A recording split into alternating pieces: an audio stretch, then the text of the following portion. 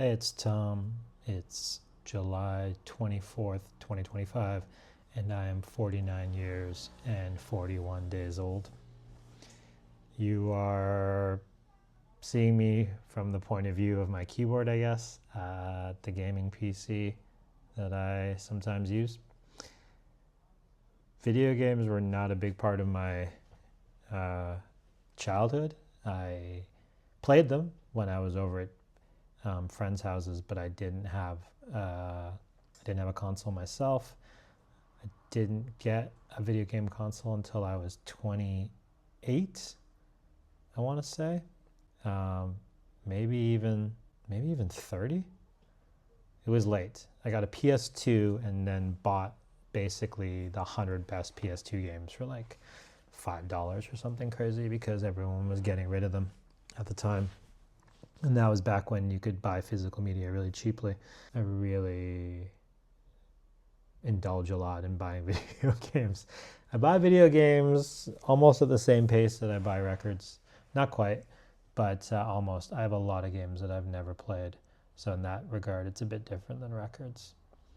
Why am I talking about video games? I guess because it's one of those things that I wondered if I'd grow out of.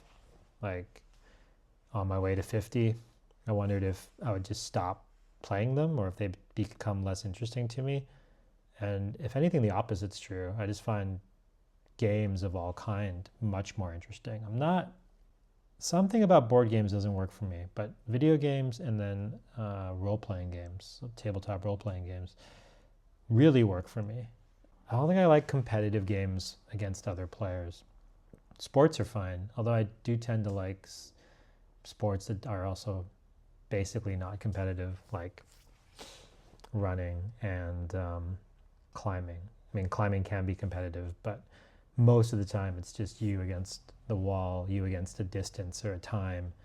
Something to do with exertion. In video games, and I don't play any competitive multiplayer games, so I guess that tracks there. I play mostly role-playing games where I get to become immensely powerful and destroy lots of things, or puzzle games or gentle platformers, that kind of thing. Yeah, I do wonder. It seems pretty clear now that gaming in some capacity is always going to be part of my life. It's not just a passing fad. And I wonder if like going to music festivals and clubs, if I have a longer tail, I'll have a longer time with it because I didn't indulge in it early on. I mean, I still have friends who still play video games and quite enjoy them, but I feel like I have more friends who played them a lot when they were kids and then sort of stopped playing them as they got older. And I wonder if I don't wonder anything. I don't know why I said that. I'm going to cut this part out. Now that the video game audience has aged, well, to where I am, I wonder what would a video game be that was aimed specifically at people in their 50s and 60s.